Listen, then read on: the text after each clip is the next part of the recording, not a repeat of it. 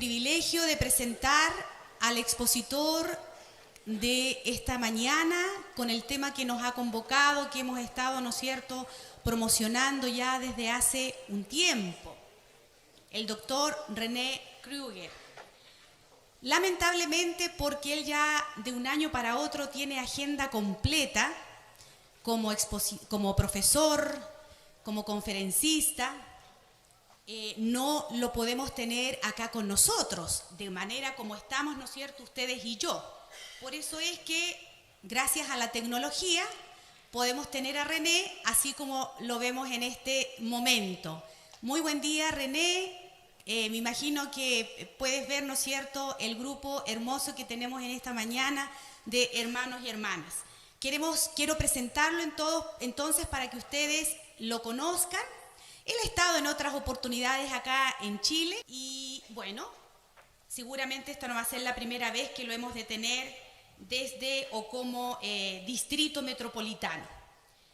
René Kruger es licenciado en Teología por el ICEDET, es decir, por el Instituto Superior de Educación Teológica de Buenos Aires, Argentina, doctor en Teología por la misma institución, doctor en Teología por la Universidad de Ámsterdam University y también doctor en Historia por la Universidad Católica de Argentina en Buenos Aires.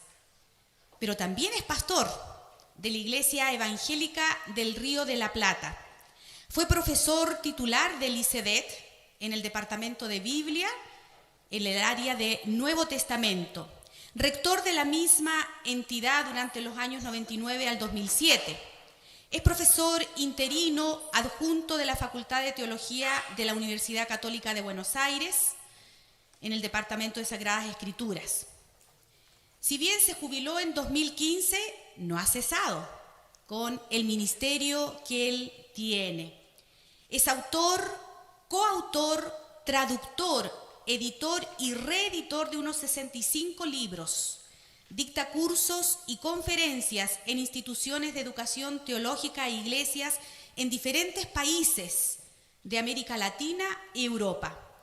Es director de tesis de licenciatura, maestría y doctorado.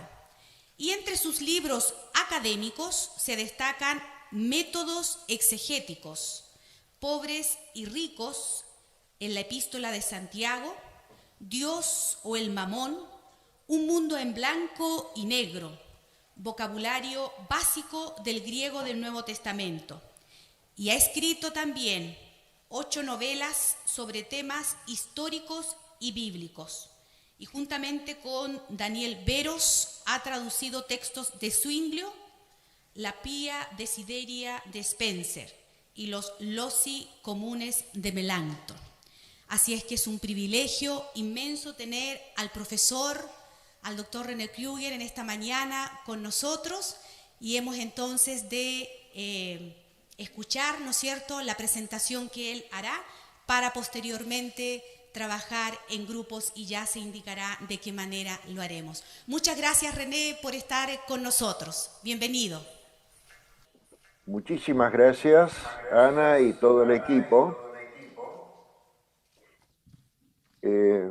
Muchas gracias por la invitación y por esta oportunidad de poder compartir con ustedes algo de la inmensa riqueza de la palabra de Dios, que es la Biblia. Directamente voy a comenzar con el tema, voy a hacer la exposición y después vamos a tener un momento de aclaración, algunas preguntas aclaratorias si es que surgen, y luego habrá un tiempo para un trabajo en grupo y finalmente un plenario donde ustedes pueden exponer lo que elaboraron y eventualmente plantear más preguntas y si puedo las respondo. Yo les había mandado un texto para una introducción, para no detenernos demasiado tiempo con cuestiones meramente introductorias.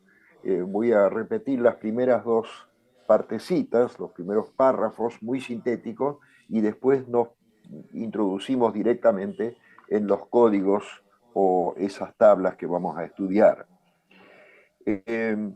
En el Nuevo Testamento nosotros encontramos muchísimos géneros literarios, muchas formas y también fórmulas. Eh, Están los himnos, las confesiones de fe, los textos que tienen que ver con bautismo y la cena del Señor. También hay fórmulas muy breves algunas, y, y todas estas son de origen evidentemente cristiano, porque expresan esa fe y la manera de vivir la vida nueva en Cristo. También hay sermones en el libro de los Hechos de Pablo, de Pedro, están las exhortaciones y hay algunos elementos que han sido incorporados por los autores del Nuevo Testamento en sus textos, que tienen un origen ya sea judío o helenístico, pero que fueron, por decirlo así, cristianizados al ser incorporados en la enseñanza cristiana. Para muchas cosas, los cristianos tenían palabras del Señor, como se decía, y que tenemos en los evangelios. Pero había otras situaciones de la vida para las que no había una palabra precisa de Cristo, porque eran situaciones que se fueron produciendo a medida que la iglesia crecía y se expandía. Y entonces ahí no alcanzaban todos los materiales disponibles en la tradición que provenía de Jesús y que se estaba transmitiendo en todas las iglesias. Y entonces los misioneros, los maestros cristianos, los autores de las epístolas, tomaron elementos de su entorno y lo moldearon, lo llenaron con un espíritu cristiano y lo complementaban con introducciones y con instrucciones adicionales deducidas en ese mismo espíritu.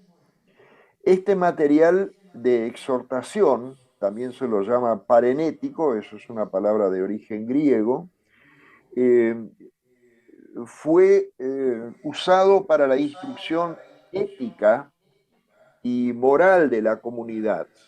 Y en algunos casos también se elaboraron tablas o códigos para grupos específicos. Por ejemplo, los ministros de la iglesia. Eso los tenemos en las epístolas pastorales, sobre todo en Primera, Segunda Timoteo y en Tito. Hay tres grupos fundamentales de estos materiales parenéticos. Por una parte hay lo que se llama en la exégesis catálogos de virtudes y pecados. Eh, por ejemplo, los frutos del espíritu. Eso es un material parenético que tiene que ver con virtudes, en este caso, contrapuesto a un listado de pecados. Después están los códigos de deberes domésticos que vamos a estudiar hoy y las tablas de deberes ministeriales que, como ya les dije, están en Timoteo y en Tito principalmente. Los catálogos de virtudes y pecados y los de los ministros no los vamos a tocar hoy, así que vamos a pasar directamente a los códigos de deberes domésticos. Estas tablas, que tienen varios nombres, cuadros de moral familiar o códigos o tablas directamente, así los van a encontrar incluso en los comentarios bíblicos, en algunos comentarios que todavía no usan mucha terminología en castellano, los van a encontrar en alemán, Haustafel, tabla del hogar o tabla doméstica. Estas tablas contienen exhortaciones que se proponen reglamentar el orden entre los miembros de una casa. ¿Quiénes vivían en una casa? Los cónyuges, eh, siendo padres, también sus hijos, y a veces eran amos, y estaban los esclavos si es que los tenía. También quieren reglamentar las relaciones de la familia con el mundo circundante. Y este modelo de tabla fue tomado de una filosofía que era la filosofía estoica, y de la ética judeo-helenística. Judeo-helenística significa que era la ética que se practicaba en los círculos judíos que estaban en la diáspora judía alrededor del Mediterráneo.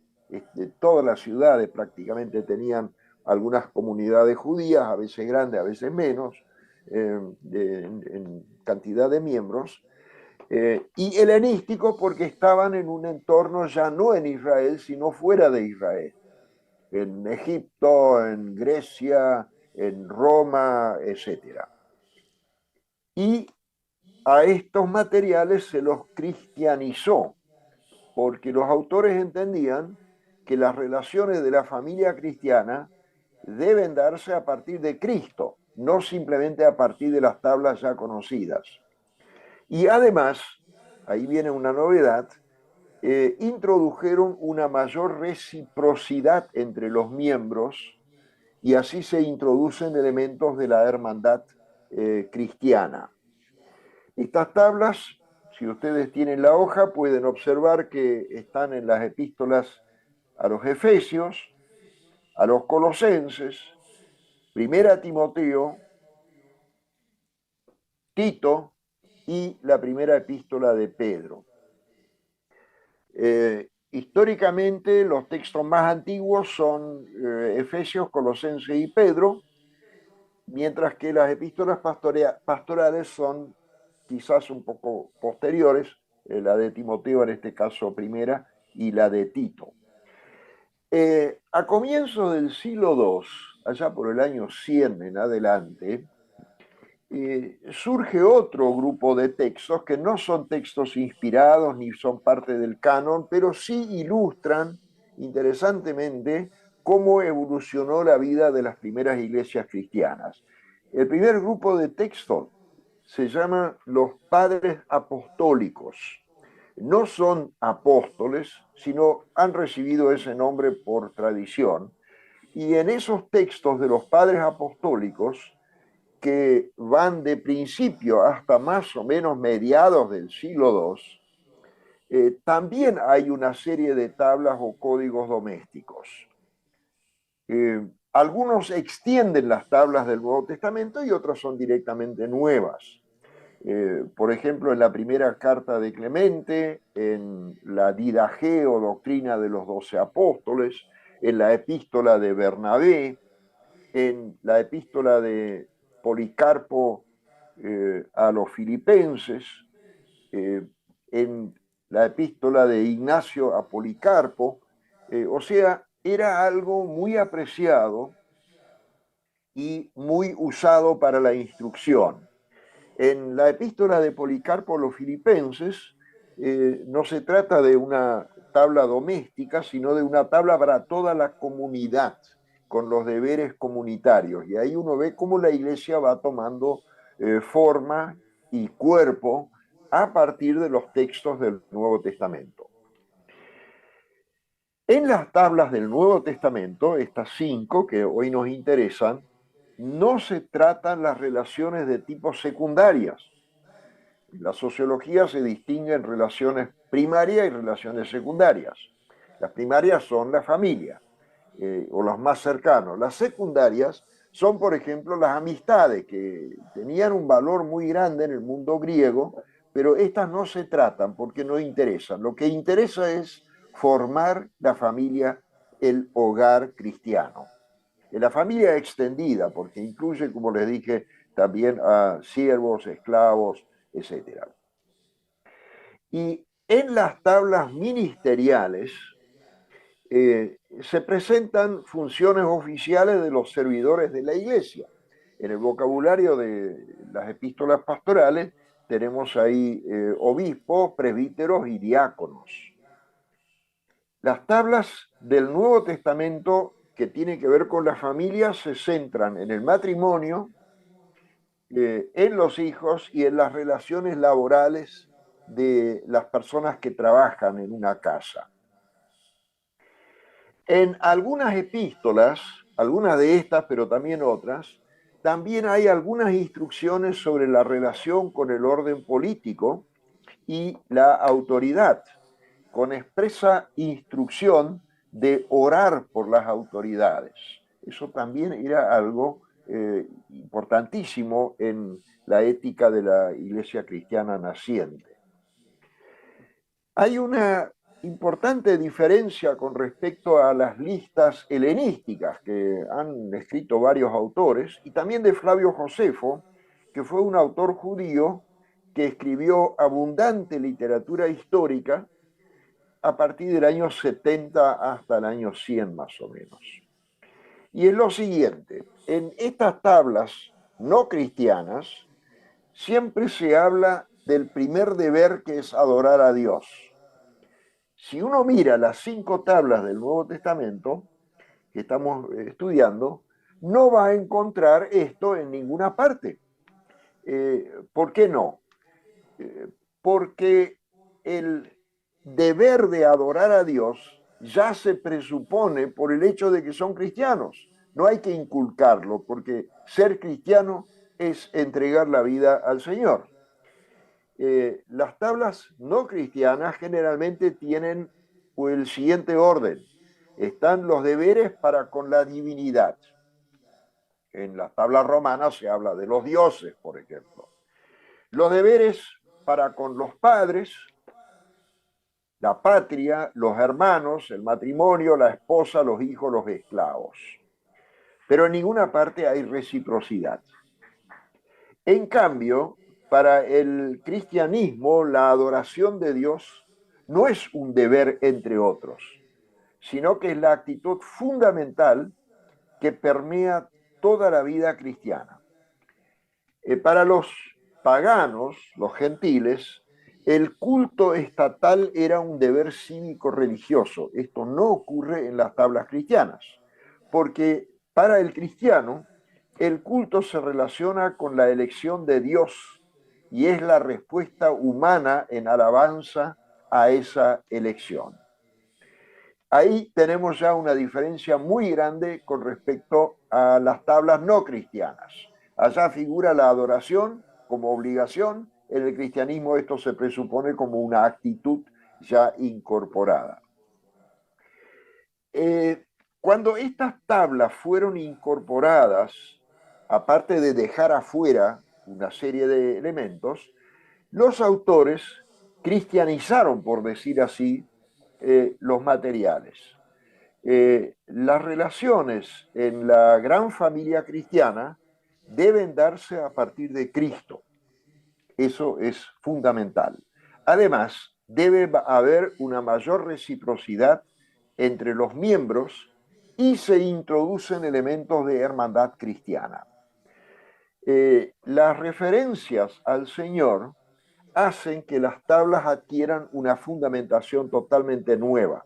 Por ejemplo, tenemos las palabras en el Señor. Eso está en Colosenses 3, 18 y 20, en Efesios 5, 22 y el 6, 1. En el Señor. También tenemos la referencia temiendo al Señor. Eso está en Colosenses 3, 22. O como al Señor. Eso está en Colosenses 3:23. Y también tenemos la referencia como a Cristo, en Efesios 6, versículos 5 y 7. Ahora, el énfasis de las tablas en el hogar y no en el vecindario, las amistades y otros círculos secundarios y hasta más lejos que ellos, se debe a la importancia de la casa o familia en el cristianismo primitivo como centro de misión y lugar de encuentro. Acuérdense que el cristianismo no tuvo templos.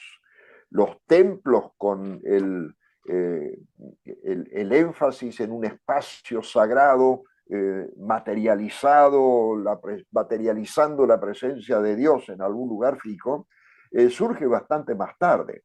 En los primeros momentos usaron las sinagogas como lugar de evangelización, pero se empezaban a reunir en las casas. Y después hicieron salones muy comunes, muy pequeños, muy sencillos, y los templos surgen en realidad después de la oficialización del cristianismo a comienzos del siglo IV. después del año 312, 313 recién. Entonces, la importancia de la casa, del hogar donde vive la familia y donde recibe a su vecindario para adorar a Dios, hace que estas tablas tengan un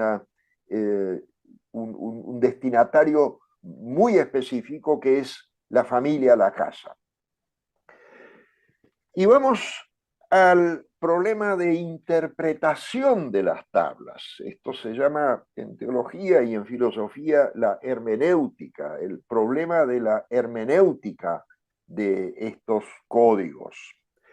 El verbo clave, o el patrón, si se quiere, de las tablas y de la ética social del cristianismo primitivo, es un verbo que en griego es hypotasestai y que en castellano se suele traducir como someterse o subordinarse. Es un término extraño para nuestros oídos porque casi no lo usamos. Someterse suena a meterse en algo violento. Subordinarse suena a agachar la cabeza y no tener opinión propia.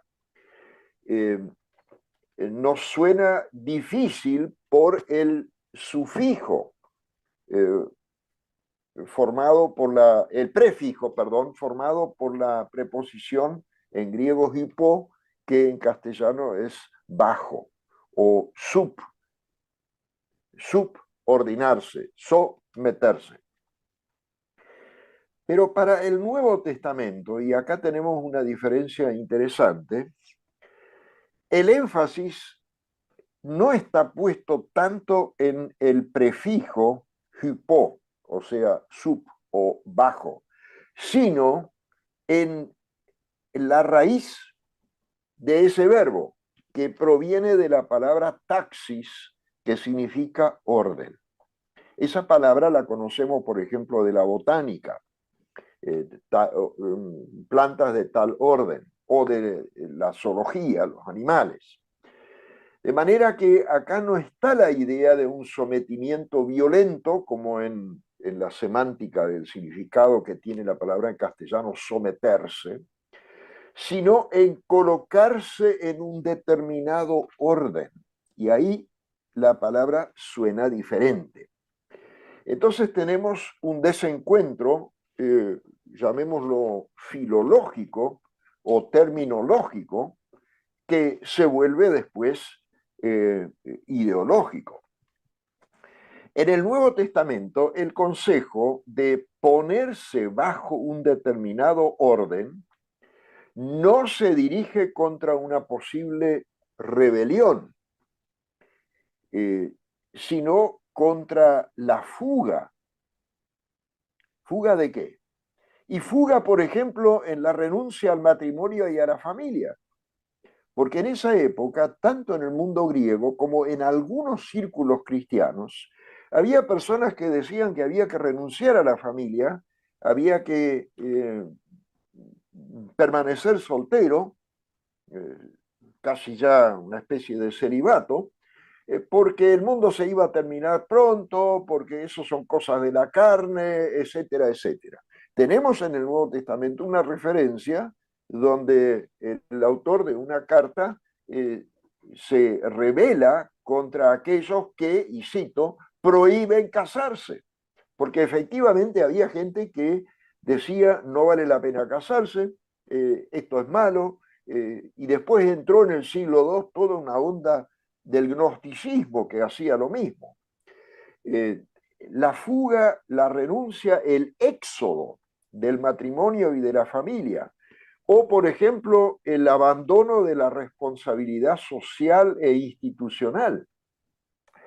El éxodo de la sociedad, eso empezó a crecer en el siglo II muy fuertemente entre los llamados ermitaños, y en el siglo III y IV empiezan con formar comunidades en el desierto, las comunidades del movimiento monástico, del monasticismo, eran personas que se iban de la sociedad renunciaban a todo y con ello también renunciaban a su responsabilidad social y familiar, porque querían dedicarse exclusivamente a su propia santidad. Eh, entonces, el imperativo en griego hypotágete, que traducido sería sométanse, significa en el fondo participen del orden de la institución y no se retiren de ella. Estén en el matrimonio, estén en el hogar, estén como hijos, estén como padres, amos y esclavos.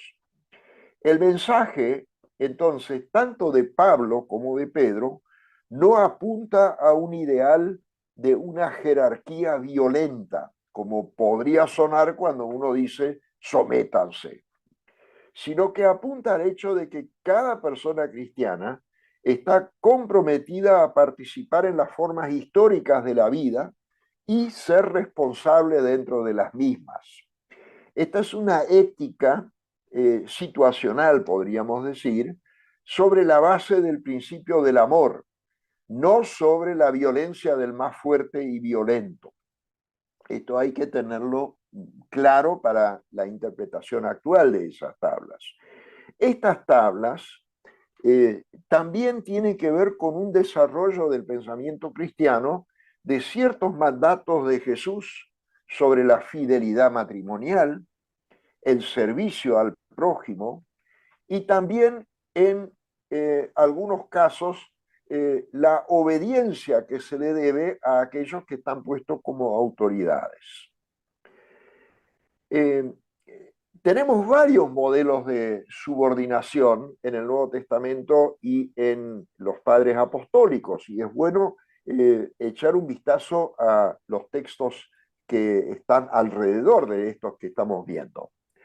Por ejemplo,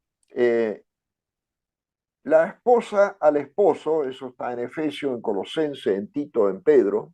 Los cristianos bajo las autoridades estatales, eso está en Romanos 13, en Tito, en Primera Pedro, en los padres apostólicos que no son canónicos, no son palabra inspirada, pero muestran cómo se recepcionó esa palabra inspirada en el siglo II, en Primera Clemente.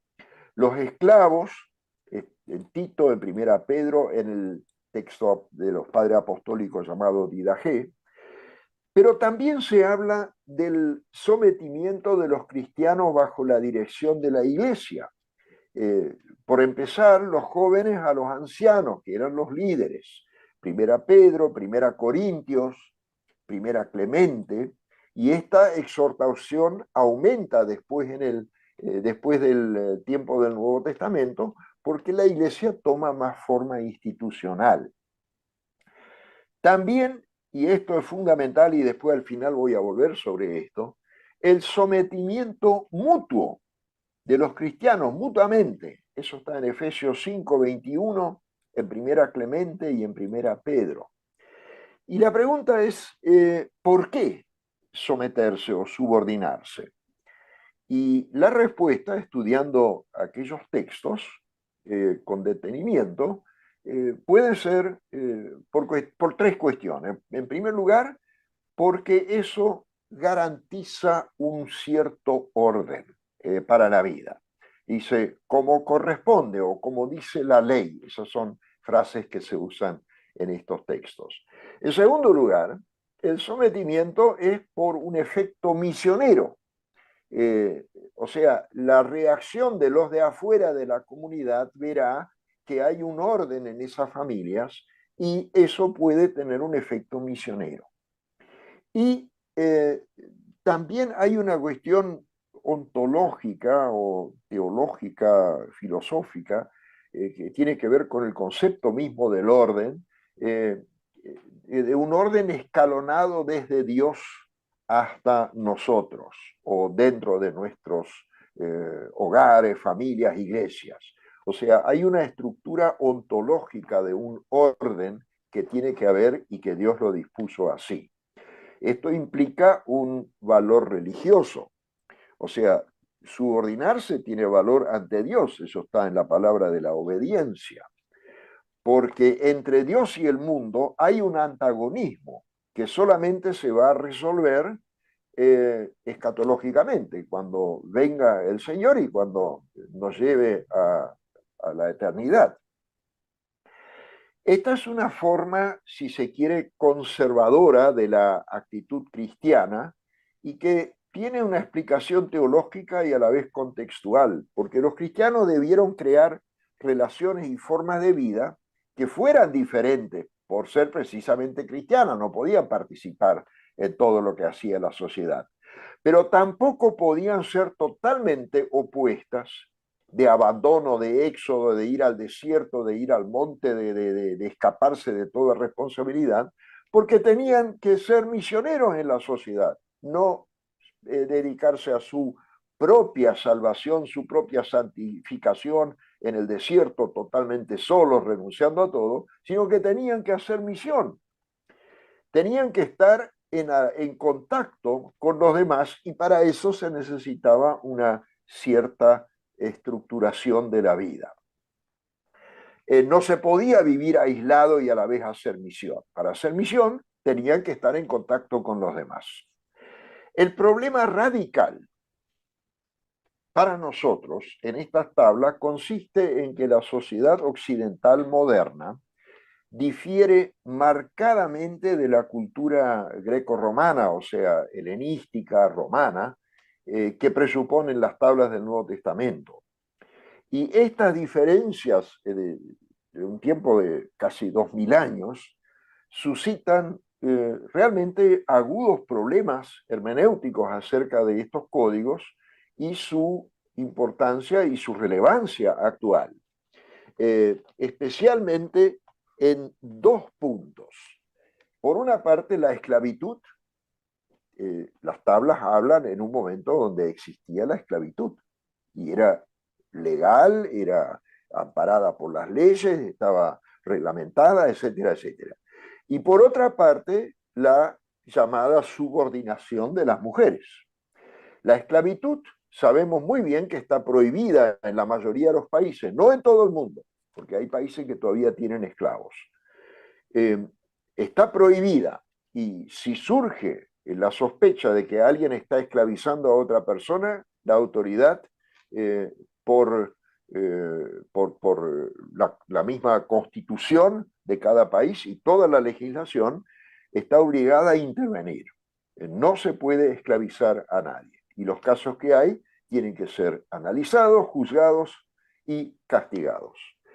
Y en la mayoría de las constituciones y legislaciones en Occidente, no hablo de otros círculos culturales, sino de Occidente, que somos América Latina, América del Norte, Europa y muchos otros países que han copiado esta legislación. En esta legislación se sostiene la igualdad de varones y mujeres y no un sometimiento de la mujer. Para nosotros hoy, el matrimonio no implica una sumisión de la mujer bajo el mando del marido, eso fue así años atrás, sino una relación de equidad y de reciprocidad. Incluso podemos usar una palabra que en castellano apenas se puede traducir bien con compañerismo, que es la palabra en inglés partnership. Ser partner. En inglés existe partnership, en alemán es Partnerschaft, en portugués existe y es parcería. En castellano sería compañerismo, o sea, una relación de iguales, pero que se comprometen mutuamente, donde puede haber funciones diferentes, pero es una relación de igualdad, de equidad. Con una transferencia un poco ingenua, lo digo con todo respeto, hay quienes interpretan que las tablas del Nuevo Testamento deben cumplirse rígidamente en el sentido literal, y eso implica la adaptación pasiva a estructuras antiguas, y que en su momento había mucha violencia de los varones hacia las mujeres, había desprecio y había violencia contra los esclavos. Hoy eso es totalmente ilegal, tanto la esclavización de alguien como la sumisión y mucho más aún la violencia ejercida contra la mujer y contra criaturas. Por supuesto, también contra varones. En un análisis así frío del mundo antiguo, uno ve muchos elementos que realmente no eran para nada divinos. Eso era un desorden establecido y no un orden. Había una paz ficticia, como la paz romana o la paz de Augusto, y ya en la antigüedad hay muchos autores que denuncian ese desorden que vivía la sociedad, que era una paz ficticia pero llena de violencia. Es interesante que en el mismo Nuevo Testamento encontramos tres concepciones diferentes con respecto a la autoridad estatal. Romanos 13 indica que la autoridad viene de Dios. Primera Pedro indica que la autoridad es una creación humana, es otra idea. Y Apocalipsis 13 enseña que esa autoridad de la que está hablando viene del diablo, porque la bestia recibe el poder del dragón. Y uno se pregunta, ¿por qué tres concepciones tan diferentes de Dios, del ser humano o del diablo? La respuesta es porque los autores están escribiendo a sus destinatarios en situaciones y en épocas diferentes. En Romanos 13 se presenta al Estado como el cristiano lo puede esperar y desear en el mejor de los casos. Donde el Estado actúa de manera objetiva y correcta y crea posibilidades sanas y pacíficas para todas las personas. Si el Estado hace eso, los cristianos pueden sentirse bien y obedecerle. Y pueden ver en él una herramienta de la voluntad de Dios para sostener la vida. El Apocalipsis, en cambio, pinta un cuadro de una realidad estatal terrible, el Imperio Romano, que es nada ideal, sino que el autor ahí sufre bajo un Estado que es una herramienta de una resistencia del mal, del enemigo de Dios, contra la humanidad y contra la iglesia. Y ante esa situación los cristianos no pueden decir que ese Estado viene de Dios, sino el Apocalipsis muestra que viene del dragón. El dragón le da a la bestia el poder. Y entre estas dos situaciones, un estado ideal en Romanos 13 y un estado totalmente violento y degenerado, diabólico del Apocalipsis 13, está la situación de Primera Pedro. Las autoridades hay que respetarlas porque ordenan la vida, pero el autor también advierte que van a venir tiempos de difamación, calumnia y persecución de los cristianos. Entonces, la mejor forma de poder interpretar textos así diferentes es tratar de ver en qué contexto cada autor está hablando y qué es lo que él quiere proponer. Y volviendo a las tablas domésticas, hay que indicar que, particularmente en el caso de los textos del apóstol Pablo, eh, todo lo que él dice con respecto a la relación entre las personas está sintetizado en Gálatas 3:28, que es un texto que seguramente todos ustedes conocen. Ya no hay judío ni griego, no hay esclavo ni libre, no hay varón ni mujer, porque todos vosotros sois uno en Cristo Jesús. Este es el nivel supremo, es el nivel ante Dios de una equidad, de una igualdad impresionantemente novedosa en ese contexto, donde todos estaban peleados, donde todos eran enemigos de todos y donde había un desprecio mutuo entre judíos y griegos, había un problema enorme entre esclavos y libres y había un sometimiento total de la mujer por muchos varones, por supuesto no por todos. En el nivel de la realidad social y la vida práctica, por supuesto, existían escalas, había jerarquías, había órdenes, y allí opera el pecado. Efesios y Colosenses presuponen hogares cristianos. Primera Pedro se dirige a personas cristianas en instituciones no cristianas. Por ejemplo, esclavos cristianos frente a amos paganos o esposas cristianas de maridos que eran paganos. Y allí este someterse puede ser una estrategia de sobrevivencia y también de misión. Y eso es lo que Pedro explica claramente. En la investigación exegética se ha discutido mucho la función de las tablas, qué es lo que los autores querían al escribirlas y elaborarlas. No hay unanimidad total. Yo voy a exponer ahora algo de algunas de las ideas que surgieron para interpretar las tablas, que están en el Anchor Bible Dictionary.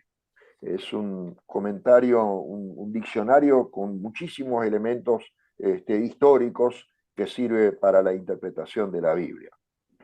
Por ejemplo, el autor alemán Dibelius pensó que estas tablas tienen una función exhortativa y que fueron adoptados por los cristianos cuando comenzó a desvanecerse la esperanza en una inmediata venida de Cristo, la parusía. Los primeros tiempos ellos esperaban que estaba muy, muy cerca, que ya se venía, meses o pocos años ya iba a terminar todo, y entonces, claro, no se casaban o deshacían sus relaciones, sus familias, etcétera, algunos, y entonces las tablas dicen, no, miren, la historia sigue, tenemos que vivir como cristianos en estos órdenes que tiene la vida. Hay otros autores que piensan que estas tablas son una especie de tendencias legalistas y que fueron formadas para luchar con ese problema de conflictos y turbulencias sociales dentro de la iglesia. Y entonces los autores, para salvar la familia, salvar la iglesia, salvar las relaciones de trabajo, enviaron estas tablas y con esto querían prevenir que se desarme toda la vida, porque algunos tomaban precisamente la libertad de la que Pablo hablaba como ocasión para el libertinaje de cualquier tipo, no solamente de tipo sexual. Y Pablo ya previó esto, no como algunos que toman la libertad como excusa, ¿no? Esto es una frase muy fuerte, eh, porque donde se proclama la libertad siempre va a haber gente que la va a tomar en un sentido muy egoísta y ahí estamos en el libertinaje. Entonces estas tablas quieren frenar esta tendencia, eso es una interpretación también. Entonces la meta, el objetivo de estas tablas sería combatir el peligro que algunos movimientos eh, podían causar a la estabilidad de los hogares, de la iglesia y de la misma sociedad. Hay un exégeta que trabajó mucho en la primera carta de Pedro, se llama Eliot, y él sostiene que la tabla de esta carta de primera Pedro es parte de una estrategia para promover la identidad cristiana y la solidaridad de la comunidad cristiana en un mundo enemigo, un mundo hostil, y que el autor quiere convertir a ese mundo. O sea, la tabla tiene una función de integración en el seno de la iglesia, pero también tiene una meta misionera. Otro autor de apellido Balch sostiene que la tabla de Pedro es una respuesta defensiva a la crítica de que el cristianismo era irresponsable socialmente, que era provocador de disturbios, que era problemático. Entonces, Pedro, ordenando la vida de la familia, quiere mostrarle al mundo, no, nosotros no somos ese desastre de irresponsabilidad que ustedes nos echan en cara. Y entonces la tabla tiene una función misionera. Anima a la iglesia a integrarse a la sociedad y promueve la aceptación de algunos valores de esa cultura, pero siempre con el objetivo misionero. Es quizás importante mencionar también que las tablas de Filón de Alejandría y del autor Flavio Josefo tenían una función apologética similar, no cristiana, sino en su caso, en ambos casos, judía. Vamos a ver un poco la cuestión hermenéutica en el ejemplo de Efesios. Si ustedes toman ahí esas tablas de Efesios, Efesios 5, acá hay algo sumamente llamativo. Quienes interpretan literalmente Efesios 5:22, que dice que las casadas estén sujetas a sus propios maridos, como en el Señor, y exigen el sometimiento de las esposas, parece que nunca leyeron el versículo anterior. ¿Qué dice el 21? Sométanse unos a otros en el temor de Dios. Ese es el título de toda la tabla. Entonces, aquellos que hablan solamente del sometimiento de la esposa, tenemos que decirle, ¿por qué no leen el versículo 21 que habla del sometimiento mutuo? ¿No se dieron cuenta que en primerísimo lugar el texto bíblico exige el sometimiento de unos a otros y de todos a todos?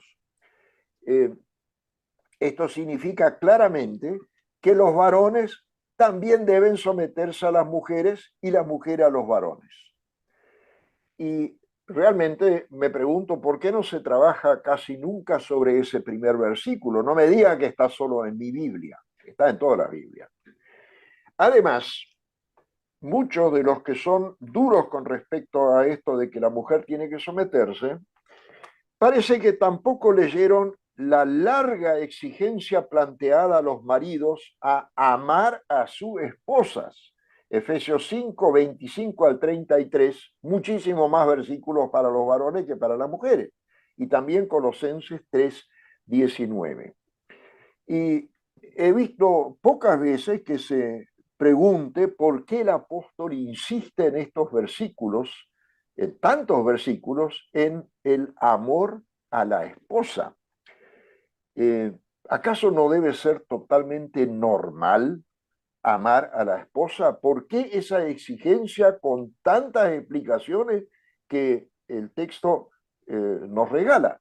Explicaciones y fundamentaciones. Lo que pasa es que este texto hace una crítica radical a lo que hoy llamamos la doble moral, que es un pecado no solo moderno, sino también antiguo. En el mundo greco-romano, los varones eran muy libres, y lo digo con todas las letras, eran degenerados en sus prácticas sexuales, desde el punto de vista de la fe cristiana. Porque en la cultura greco-latina, de ese entorno pagano, no era para nada normal amar a la esposa en el sentido bíblico de amor exclusivo y fidelidad.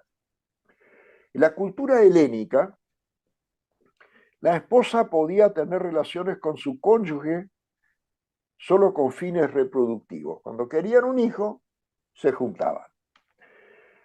Con ella, el hombre tenía descendencia legítima y honrada. Podía presentar a la criatura y decir, este es mi hijo, esta es mi hija. Ahora, los hombres, tanto antes como después de casarse, para divertirse, era aceptado que podían tener libremente relaciones con cualquier mujer, con esclavas, con prostitutas, con etairas, con solteras y también con hombres. Las etairas, ¿quiénes eran? Estas eran prostitutas cultas, así como las geishas japonesas.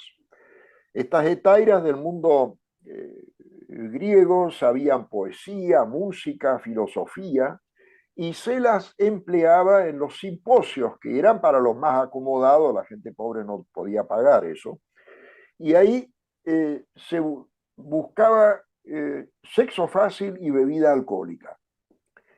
Sobre las esclavas, en aquella cultura, los amos tenían lo que se llamó legalmente, no se asuste por la palabra, pero es real, el derecho al muslo, así lo llamaban. Y no hay que olvidar también los frecuentes adulterios, Había entonces realmente para todos los gustos, pero ninguna de estas relaciones era por amor. Del amor no se hablaba, sino solamente del placer masculino.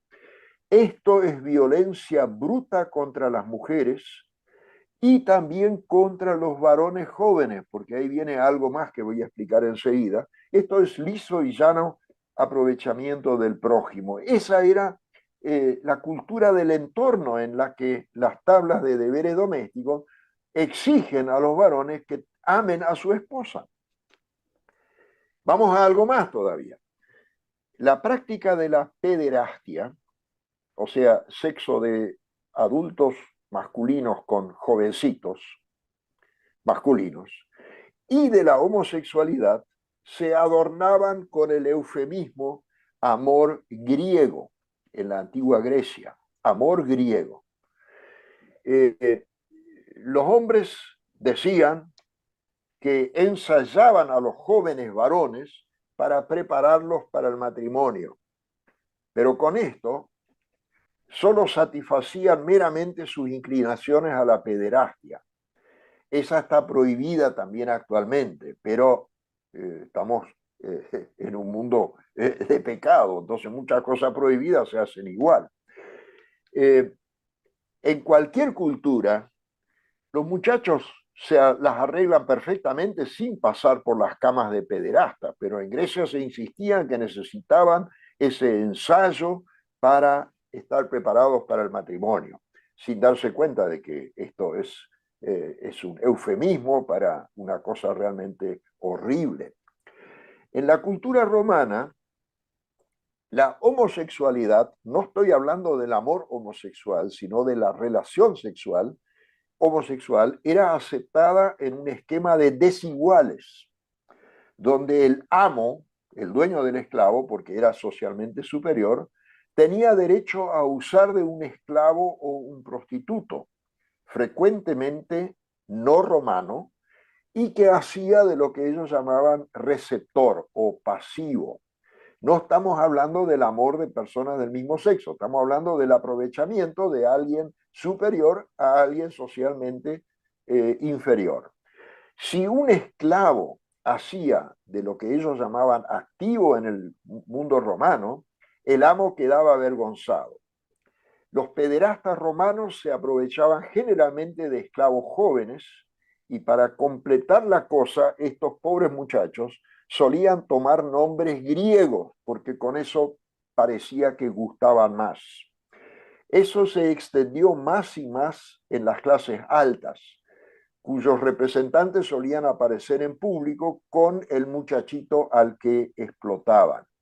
En este contexto de tanta violencia, tanto aprovechamiento del prójimo, sea de otras mujeres, sea de la marginación de la propia esposa, sea de estos pobres jóvenes, realmente exigir que el marido ame a su esposa era una novedad.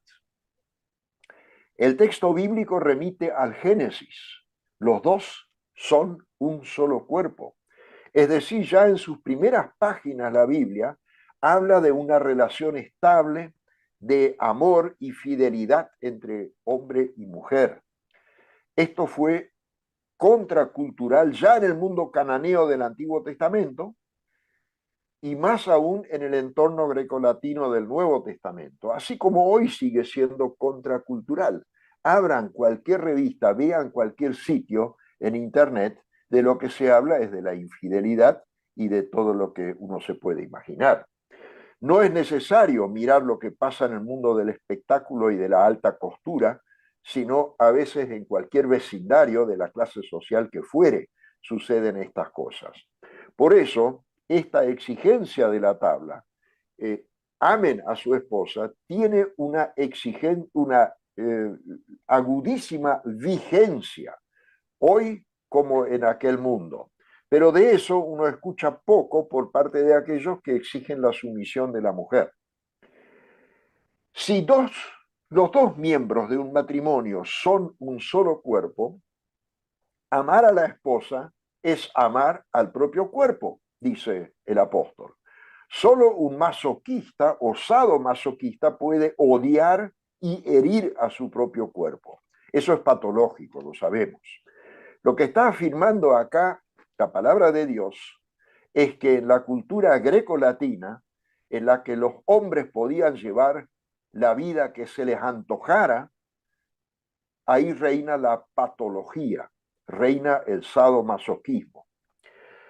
Los esposos, amando a sus esposas, imitan el amor a Cristo. Este énfasis, en consonancia con la enseñanza del Génesis, era profundamente contracultural, tanto en aquel contexto como también lo es en cualquier contexto actual donde se ejerce violencia simbólica, física, psicológica de un varón contra su esposa o contra cualquier otra persona.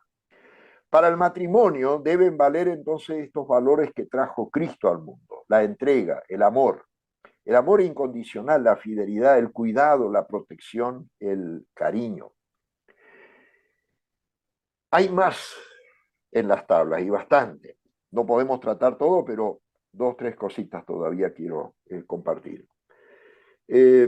No todas las tablas asumen la autoridad dada a lo que en latín se llamaba pater familias, el padre de la familia, sino que también la critican y la quieren enderezar según la voluntad de Dios. Primera Pedro rechaza la tradición antigua que establecía que la mujer debía temer a su marido y reconocer solo los dioses de éste. En esa tradición, una mujer era acusada de insubordinación si aceptaba o practicaba una religión diferente de la del marido.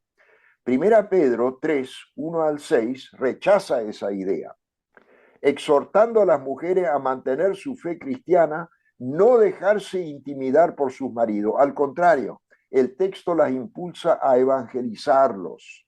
Aquí la llamada subordinación de las mujeres es una estrategia misionera. Y 1 Pedro 3:7 exige dar el honor a las mujeres como, usa una expresión llamativa, el vaso más frágil, y coherederas de la gracia. Estos dos conceptos, vaso frágil y coherederas, introducen sendas novedades. Por una parte, la consideración de la debilidad de la mujer, porque en términos físicos, puramente físicos, el hombre generalmente tiene más fuerza bruta que la mayoría de las mujeres. Y en la mayoría de las culturas, el varón es también más brutal y violento que las mujeres. Entonces, esto del vaso frágil es una imagen muy tierna que exige el respeto, el cariño, el amor. Y el título de coherederas, que coloca a las mujeres al mismo nivel de dignidad de los varones, es la otra novedad que traen estas palabras. En cuanto a la relación padres e hijos, Efesios 6:4 es uno de los poquísimos textos que también cuestiona la violencia de los padres hacia sus hijos, sea violencia física, psicológica o simbólica.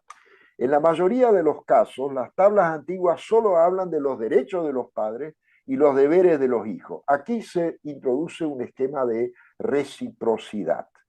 Entonces tenemos que en las tablas hay elementos grecolatinos del entorno, pero también elementos de la tradición de Israel, pero siempre hay retoques dentro de estas tablas de una nueva ética cristiana que rechaza todo lo que directamente contradice lo central de la revelación de Dios.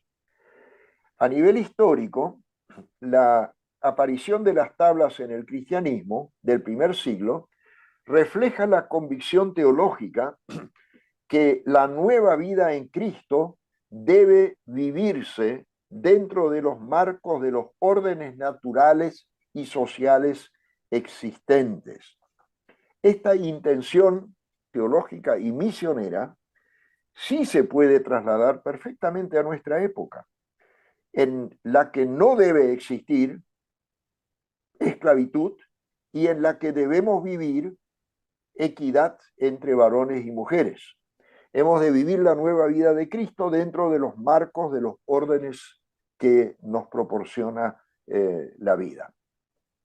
Si en la antigüedad pagana la relación era totalmente vertical, en la que unos dominaban en todo sentido y los otros solo les quedaba la sumisión total, por un lado, y si hoy queremos vivir relaciones horizontales de equidad, y gracias a Dios están prohibidas la esclavitud y está prohibido el sometimiento de la mujer, entonces nosotros podemos ver en las tablas del Nuevo Testamento que si bien todavía tienen elementos de subordinación, hay un movimiento de la verticalidad pagana hacia la horizontalidad legal actual. Ese movimiento cristiano me animo a representarlo gráficamente con una línea inclinada de 45 grados para el Nuevo Testamento. Ya no es más vertical, sino que va hacia una posición cada vez de mayor equidad y de reciprocidad.